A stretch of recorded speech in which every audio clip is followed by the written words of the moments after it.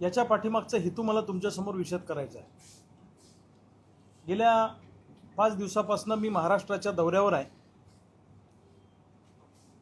महाराष्ट्रातल्या विविध जिल्ह्यात जाणं, शेतकऱ्यांचे मेळावे घेणं, शेतकऱ्यांमध्ये चेतना जागृत करणं, आत्महत्येच्या उंबरठ्यावर असलेल्या शेतकऱ्यांना आधार देण्याचं काम करणं, त्यांना हिंमत देण्याचं काम करणं, त्यांना लढायला प्रवृत्त करणं आणि तुम्ही एकटे नाही तर आम्ही शेतकऱ्यांची सगळी पोरं तुमच्या बरोबर आहेत हा विश्वास त्यांना देण्यासाठी आणि या राज्यामध्ये एक भूतो न भविष्यती असं शेतकऱ्यांचं आंदोलन उभं करण्याच्या हेतून हा आमचा दौरा सुरू आहे। या पत्रकार परिषदेमध्ये प्रामुख्याने सगळ्यात पहिले मला सरकारकडे मागणी करायची आहे की आता हे खरं तर उन्हाळ्याचे दिवस आहे, पण ग्लोबल वॉर्मिंगमुळे आणि सरकार म्हणा, आपण माणसं म्हणा, आपण झाडांची कत्तल केली, उष्णता प्रचंड वाढलेली आहे आणि या ग्लोबल वॉर्मिंगचा फटका म्हणून आता उन्हाळ्यात पावसाळा, पावसाळ्यात उन्हाळा आणि हिवाळ्यात उन्हाळा अशी परिस्थिती सध्या तयार झालेली आहे आणि ही दिवसेंदिवस वाढत चाललेली आहे। खरं तर हे दिवस उन्हाळ्याचे आहेत, कडक ऊन असतं, घराच्या बाहेर निघणं मुश्किल असतं, परंतु आता वादळ वारा, त्याच्यानंतर प्रचंड पाऊस यामुळे शेती पिकांचं भरमसाठ असं नुकसान मराठवाड्यामध्ये, नांदेड जिल्ह्यामध्ये, विदर्भामध्ये आणि खानदेश आणि पश्चिम महाराष्ट्रामध्ये सुद्धा झालेला आहे। यामध्ये आंबा असेल, केळी असेल, भाजीपाला असेल, फळबागा असतील, याचं प्रचंड नुकसान झालं। या नुकसानग्रस्त शेतकऱ्यांना तातडीनं पंचनामे करून सरसकट 100% नुकसान भरपाई सरकारनं दिली पाहिजे अशी आम्ही सगळे शेतकऱ्यांची पूर्व मागणी करतो। दुसऱ्या बाजूला या नांदेड जिल्ह्यामध्ये 2021चा सुद्धा पीक विमा अजून पेंडिंग आहे। 21, 22, 23, 24 आता 25 आहे। तर इतर जिल्ह्यांमध्ये जशा पद्धतीनं पीक विमा शेतकऱ्यांना मिळतो तसा नांदेडमध्ये लाखो शेतकरी या पीक विम्यापासून वंचित आहे। पीक विमा कंपनीचा आणि सरकारचं साटलोटा आहे। सरकारमधले अनेक मंत्री, सरकारमधले अनेक महत्त्वाचे घटक यांचं विमा कंपनीशी साटलोटा असल्यामुळे विमा कंपनीवर कारवाई करण्याची भूमिका सरकार घेत नाही। विमा कंपनीनं हजारो कोटी रुपये शेतकऱ्यांचे घेतले। अर्थात 1 रुपया पीक विमा योजना असताना आमचा टॅक्स पेअरचा हिस्सा जो आम्ही भरतो सरकारकडे, त्याच्यातनं सरकारने पैसे दिले हजारो कोटी रुपये आणि 7-8 हजार कोटी एका कंपनीनं जमा करून 7-8 हजार कोटी रुपये जमा करायचे, वाटताना मात्र शेकडो कोटी रुपये वाटायचे आणि प्रचंड नफा मिळवायचा। अशा पद्धतीचं धोरण या पीक विमा कंपन्यांचं सुरू आहे। ही पीक विमा योजना नाही तर ही सरकारमधल्या लोकांचं भलं करणारी विमा योजना आहे, त्यांच्यासाठीची कल्याण योजना आहे, अशा पद्धतीचं आमचं स्पष्ट मत आहे। 2 शेतकरी त्यांचा धुरा शेजारी आहे, एका शेतकऱ्याला पैसे मिळतात पीक विम्याचे आणि त्याच धुऱ्यावर पैसे मिळत नाही। कमीत कमी लोकांना पैसे देऊन कसे नफा कंपनीला मिळवता येईल अशा पद्धतीचं धोरण या सगळ्याच विमा कंपन्यांचं राहिलेलं आहे। तुमच्याकडे मला वाटतं AIC कंपनी आहे ना, म्हणजे भारतीय कृषी आयुर्विमा कंपनी,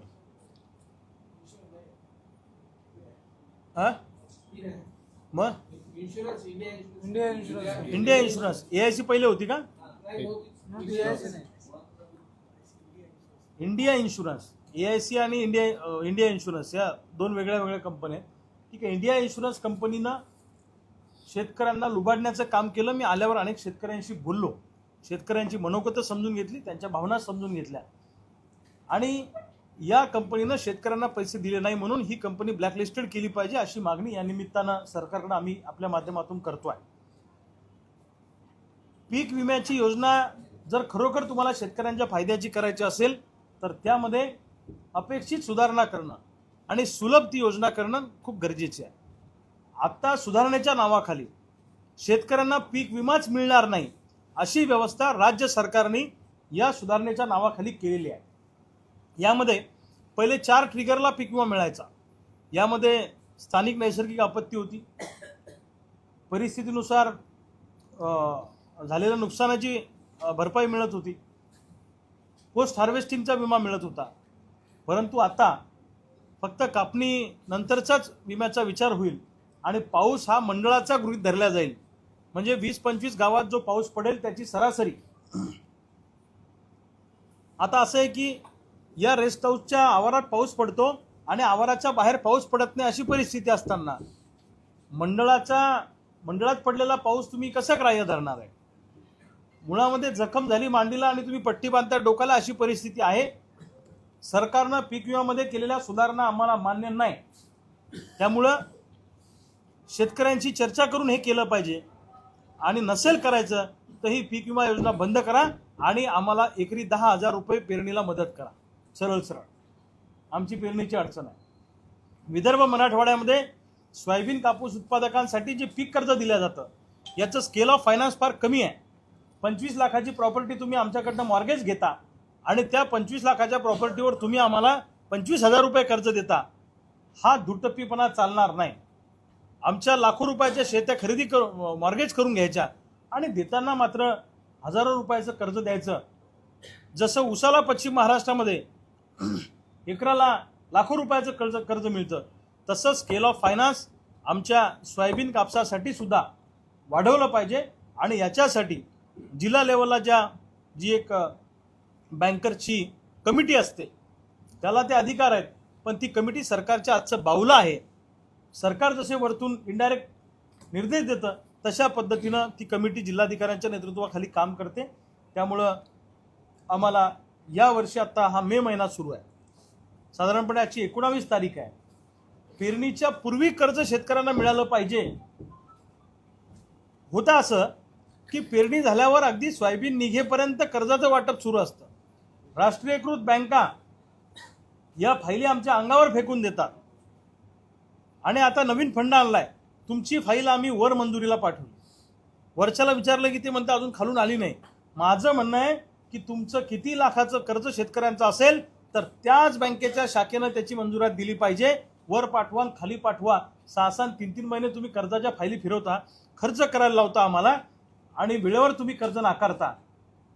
अनेक बँका तुम्हाला आम्ही नव्यानं कर्ज देऊ असं सांगतायत आणि कर्ज भरून घेत आहेत. अनेक ठिकाणी पीक विम्याचे नुकसानीचे पैसे, आम्ही सोयाबीन विकल्याचे पैसे, कापूस विकल्याचे पैसे, शेतमाल विकल्याचे पैसे, आमचे सेव्हिंगचे पैसे परस्पर बँकांनी कर्ज खात्यामध्ये वळती करून घेतलेला आहे. कर्ज हा वेगळा विषय आहे. सेव्हिंगचे पैसे, विकून आलेले पैसे ट्रान्झॅक्शनसाठी तुमच्या बँकेत टाकले, आम्ही काही चूक केली नाही. पण शेतकऱ्याच्या परवानगीशिवाय परस्पर जर कुणी बँका कर्ज खात्यामध्ये पैसा जमा करत असेल आणि शेतकऱ्याला पीक कर्ज देण्यासाठी नाहक त्रास देत असेल तर अशा बँकांच्या मुजोर मॅनेजरला त्याचे कपडे काढून त्याच्या तोंडाला बँकेत घुसून आमचे कार्यकर्ते काळं लावतील आणि त्याला हिसका दाखवतील. मी नांदेडच्या जिल्हाधिकाऱ्यांना सांगतो, इथल्या प्रशासनाला सांगतो, तातडीनं बँकरची मीटिंग घ्या. उद्या लायन ऑर्डरचा प्रश्न जर तयार झाला, शेतकऱ्यांनी घुसून एखाद्या बँकेच्या मॅनेजरला ठोकलं तर त्याला क्रांतिकारी शेतकरी संघटना जबाबदार राहणार नाही. आम्ही त्यांना निर्वाणीचा इशारा देऊन ठेवतो आहे. बँकांनी मस्तवालपणाची भाषा वापरू नये शेतकऱ्यांना पीक कर्ज देताना, असाही माझा त्यांना विनंती वजा अशी माझी त्यांना सूचना आहे.